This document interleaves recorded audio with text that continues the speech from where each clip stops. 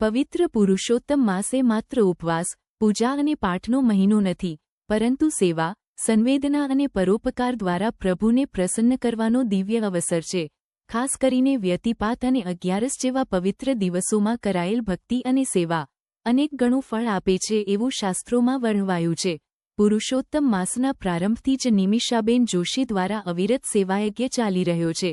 મૂંગા જીવ પ્રત્યેની કરુણારૂપે ગાયોને રોટલી ખવડાવવી, કબૂતરોને જાર નાખવું, ગલુડિયાઓને દૂધ પીવડાવવું તથા કીડિયારું પૂરવાનું પુણ્યકાર્ય કરવામાં આવી રહ્યું છે.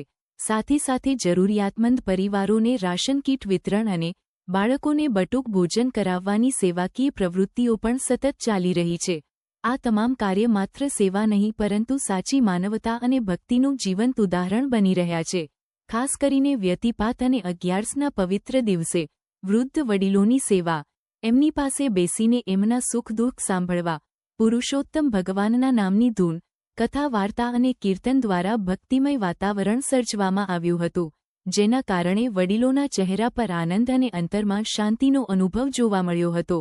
વડીલોના આશીર્વાદ જાણે પુરુષોત્તમ ભગવાનની કૃપાનો સ્પર્શ બની રહ્યા હોય તેવી ભાવનાત્મક ક્ષણો સર્જાઈ હતી. આવો સેવા માર્ગ માત્ર દાન નહીં પરંતુ આત્માને પવિત્ર બનાવતું સાધન છે. જ્યાં મૂંગા જીવ પ્રત્યે દયા, વડીલો પ્રત્યે માન અને જરૂરિયાતમંદો પ્રત્યે કરુણા હોય, ત્યાં સ્વયં પુરુષોત્તમ ભગવાનનો નિવાસ થાય છે. નિમિષાબેન જોશી દ્વારા ચાલી રહેલા આ સેવા કાર્યો સમાજ માટે પ્રેરણારૂપ બન્યા છે.